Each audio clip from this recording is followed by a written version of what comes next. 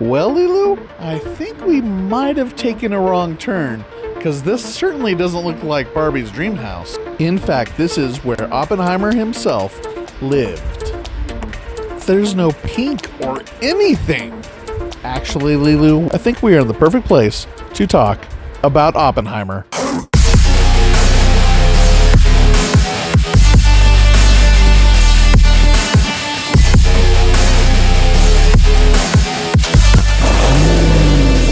All right, Lilu, it's time again. Buckle up.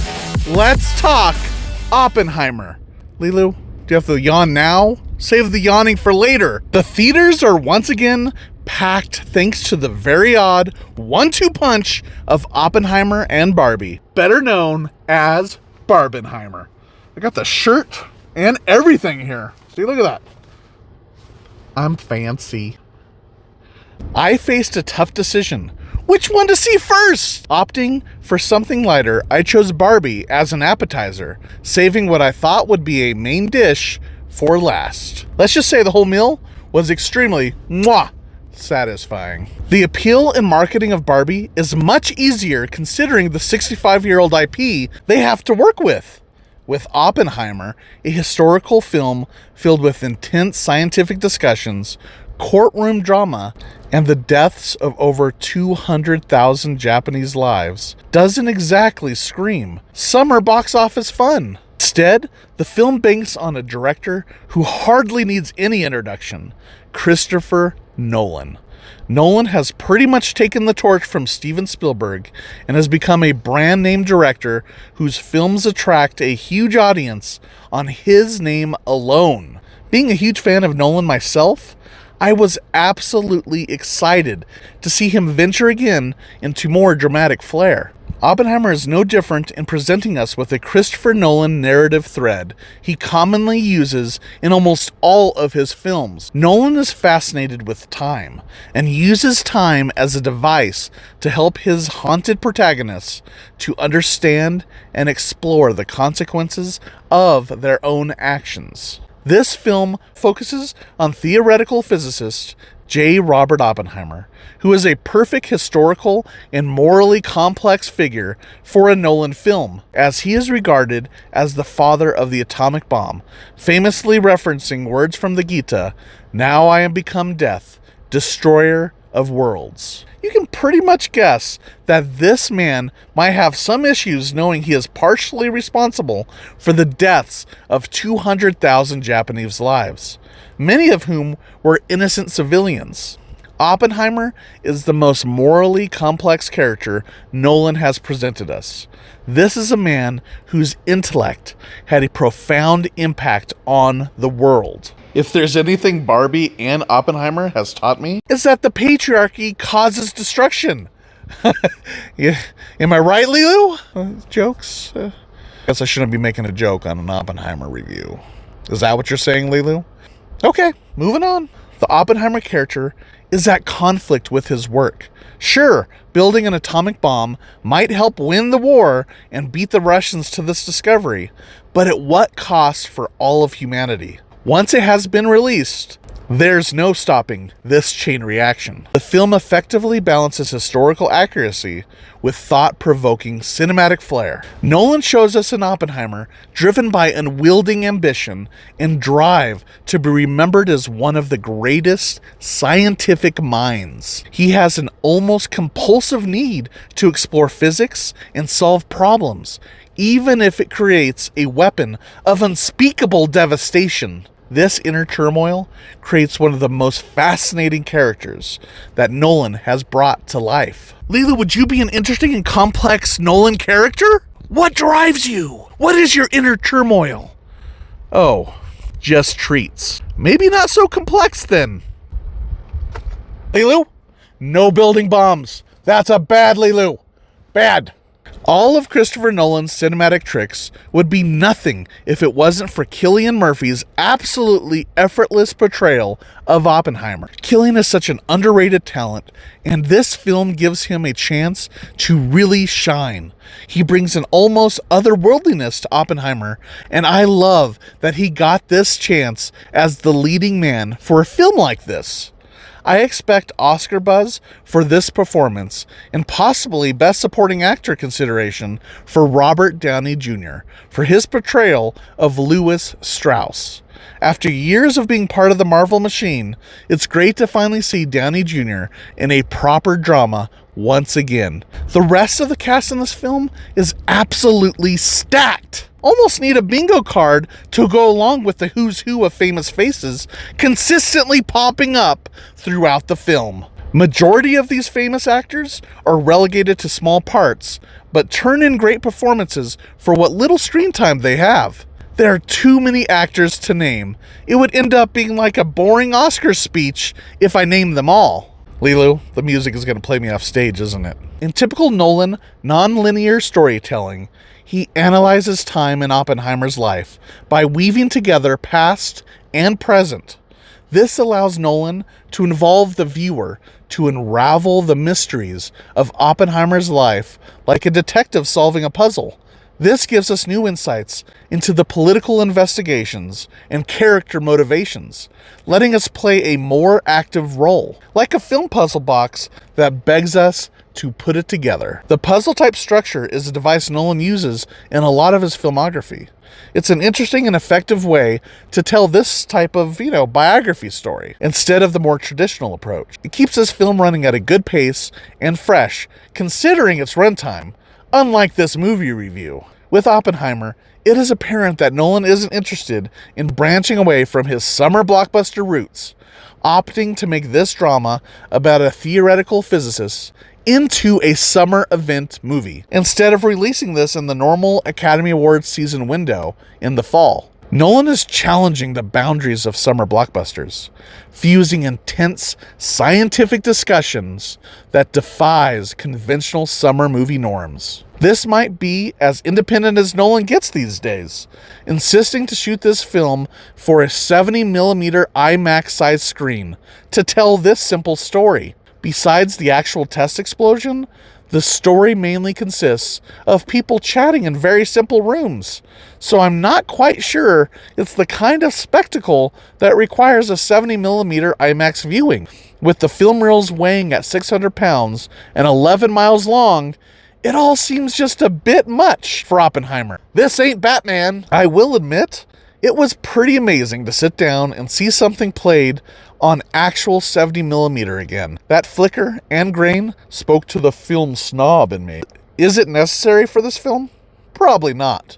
But if you can, like Nolan, I guess why not? If it wasn't for Nolan and Tarantino, 70mm might be obsolete. It just shows how powerful Nolan has become, being allowed to film a $100 million movie about communist organizations and science as the driving force of the film. I doubt many other directors would be trusted to make any money back given the subject matter. It's a credit to Nolan's marketing capabilities and his almost perfect reputation for putting audiences into theater seats with his high-rated filmography. The story itself is historically interesting, but could actually be a bore fest in someone else's hands, since much of the film is scientific dialogue, laboratory exposition, and political depositions. And still keeping in mind that the film clocks in over 3 hours long. Prepare those butts for a journey into science. The marketing of Oppenheimer is also more in line with a big summer superhero film, or at least that's the vibe I get from the movie poster. Tell me this isn't advertising the next Doctor Strange film. Nolan directs the film as he would any other action-oriented movie. The only difference is the lack of any real action. It is a huge challenge to liven up historical and laboratory scientific dialogue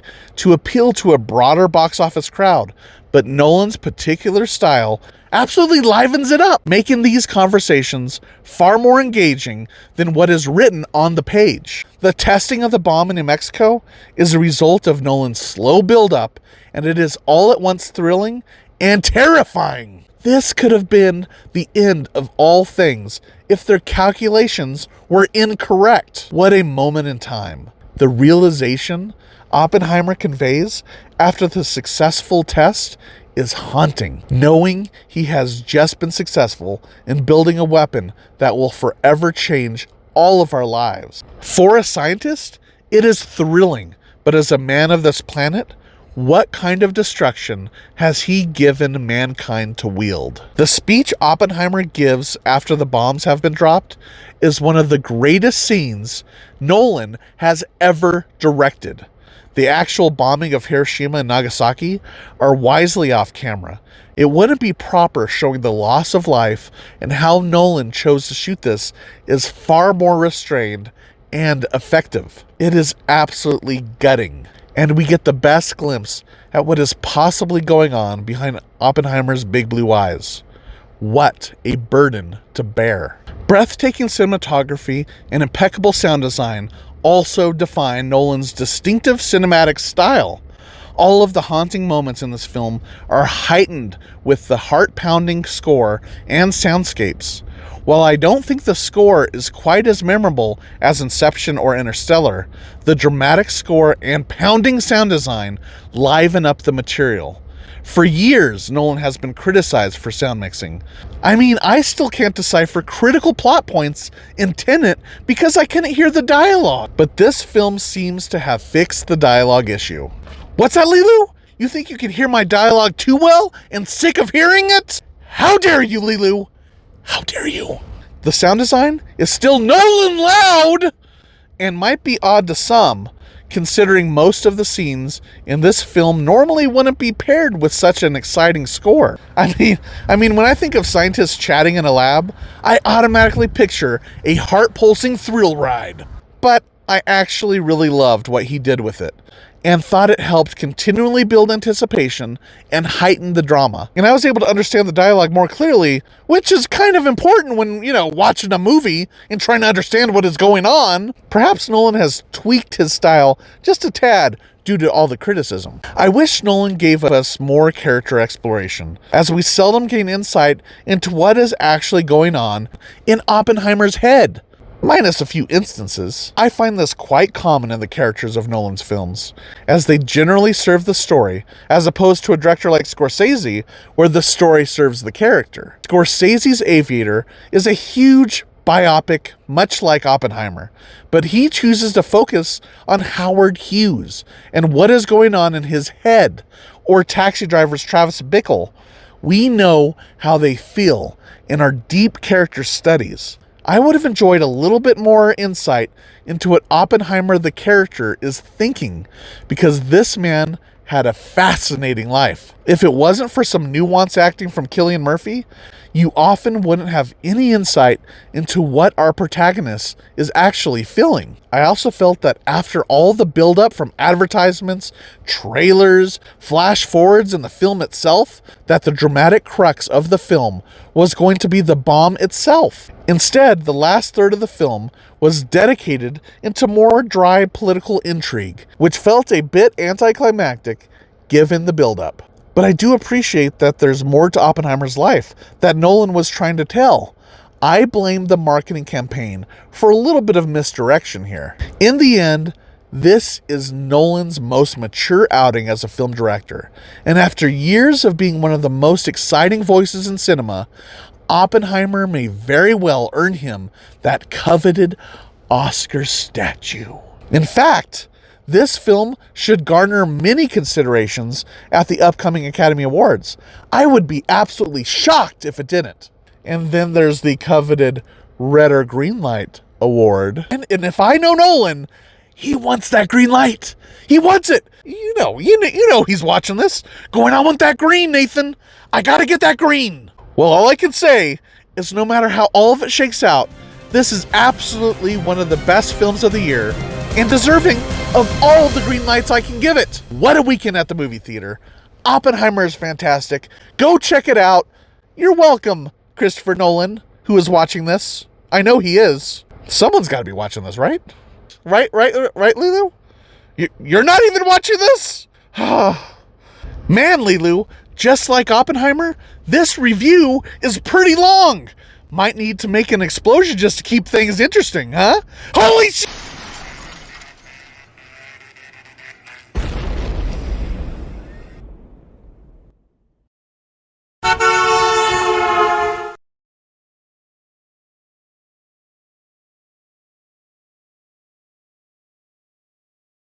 You know, as they say, long review, tired poodle. We might need to watch Barbie again. You know, lighten the mood, Lilu?